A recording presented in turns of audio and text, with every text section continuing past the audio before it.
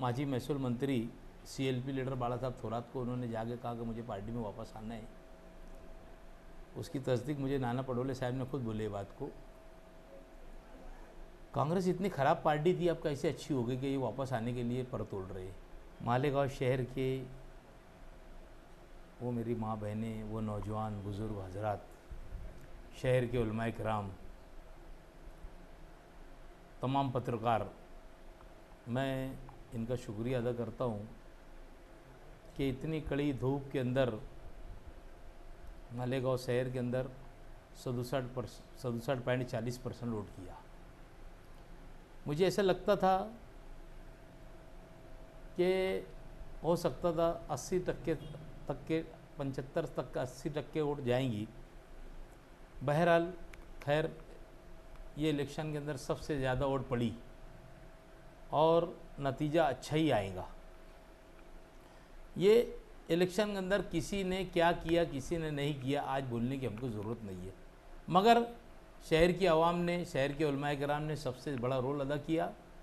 बिला किसी के बुलाने पर, किसी की चिट्ठी पौती लाने के ऊपर, वो कोई चीज़ का इंतज़ार ना करते हुए कहीं कहीं पोलिंग बूथ के करीब जाकर अपनी अपनी स्लिप लाए और स्लिप लाने के बाद यहाँ के लोगों ने वोट दिया।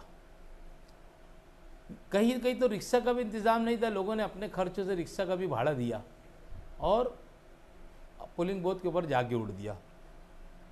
मैं मालेगांव शहर की तमाम माँ बहनें, बुज़ुर्ग हजरात, नौजवान साथी, पत्रकार, ख़ास तौर पर उलमाए कराम का शुक्रिया अदा करता हूँ कि जिन्होंने मस्जिदों से लोगों को बेदार किया और बेदार होने के बाद इतनी बड़ी तादाद के अंदर लोग घर से निकले, वोट हुई और अल्हम्दुलिल्लाह मैं मालेगांव शहर कांग्रेस पार्टी का अध्यक्ष होने के नाते मैं तमाम लोगों का शुक्रिया अदा करता हूँ और उम्मीद करता हूँ कि आने वाले असम्बली चुनाव में भी आप इसी तरीके से आप अपना वोट बिला सोचे समझे एक अच्छी जहनीत से आप वोट देंगे, क्योंकि मालेगांव शहर के अंदर कोई हॉस्पिटल, कोई कॉलेजेस नहीं है। हमने क्या पाया क्या खोया, आज हमारी उम्र के हमने हर 18 साल के बाद वोट दिए। बहरहाल शहर के अंदर जो चीज़ होना चाहिए था वो चीज़ आज तक की नहीं है। आज कुछ होता है तो मालेगांव के लोगों को दवा खाने के लिए नासिक के चक्कर लगाना पड़ता है। ये बात जिसके घर का पेशेंट रहे उनसे जाके पूछो कि उनकी हालत कितनी ख़राब होती है। तो ये सारी चीज़ को दिमाग में रख के आने वाले असम्बली के अंदर लोगों ने वोट देना चाहिए, यही मैं गुजारिश करूंगा। और मैं तमाम लोगों को मेरी तरफ से, कांग्रेस पार्टी की तरफ से, तमाम ओहदेदारान की जनब से मैं आप लोगों को, शहरियान को मुबारकबाद देता हूं और अल्लाह से दुआ करता हूं कि अल्लाह ताला समझदारी का मुजाहरा करने के आइंदा भी हम लोग को इंशाअल्लाह ताला जल्द ही 5 तारीख के बाद एक वोट लगाकर जिन जिन लोगों की वोट कटी है उन लोगों की वोट वापस आप इसमें आ जाए, वो तरीके से जल्दी से नाम वापस यादी में आ जाए। जो भी 25,000-30,000 वोट कटी है, खैर जिनके नाम डबल थे अगर उनकी कटती तो बात अलग थी। इसमें अच्छे अच्छे लोगों के घराने के घर की वोट, पूरी घर की वोट कट गई, तो ये सब बराबर बात नहीं है।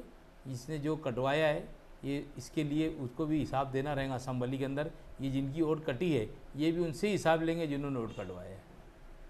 दो चीज़ है उसमें, एक तो मालेगांव शहर के अंदर भरपूर लोगों ने वोट दिया और अगर वोट नहीं कटती तो जाहिर सी बात है कि वोट मिलने वाली वोट थी। लोग बेदार थे, वोट स्लिप ढूंढ रहे थे, अगर स्लिप मिल जाती थी तो लोग वोट देने के लिए जाते थे। खैर मालेगांव के अंदर 2,05,000 वोट गिरी। मैं समझता हूँ 1,95,000 वोट कांग्रेस उम्मीदवार को मिलेगी, मगर मैं समझता हूँ कि हार उर का तो इंशाअल्लाह ताला नतीजा नहीं आएगा, नतीजा अच्छा ही आएगा। और क्योंकि मालेगांव शहर के अंदर क्या आजू बाजू में मालेगांव का पावर लूम के अंदर काम करने वाला हो, मजदूर हो, सेठ हो, सरमायादार हो, हर चीज़ से परेशान है। वैसी शेतकारी परेशान है, वैसी छोटा मोटा कारोबार करने वाले परेशान है। तो लोगों ने एक ही जहन कर लिया था, चाहे हिंदू हो, मुस्लिम हो, दलित हो, आदिवासी हो, सब ने ये दिमाग बनाया था कि संविधान को जो इन्होंने आपकी बार 400 पार का नारा दिया था, ये संविधान बचाने के लिए लोगों ने वोटिंग किया। और वोट करने के बाद मैं समझता हूँ कि दूसरी चीज़ जो है रोटी रोज़ी का जो मसला था उसको भी लोगों ने ध्यान में रखा और लोगों ने अपने वो बेहतरीन तरीके से वोट दिया। और मैं समझता हूँ कि हार का नतीजा तो कहीं से आएगा नहीं, इंशाअल्लाह ताला हमारी उम्मीदवार सोबत आई बच्चों चुन के आएंगे।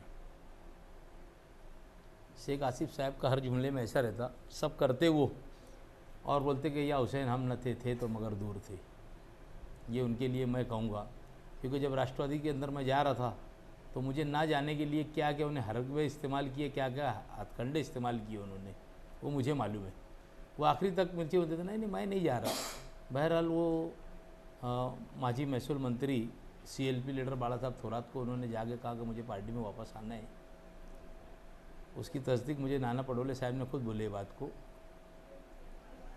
कांग्रेस इतनी ख़राब पार्टी थी, अब कैसे अच्छी हो गई कि ये वापस आने के लिए पर तोड़ रहे, क्योंकि इन्होंने हमेशा सत्ता देखा और सत्ता के साथ में रहे।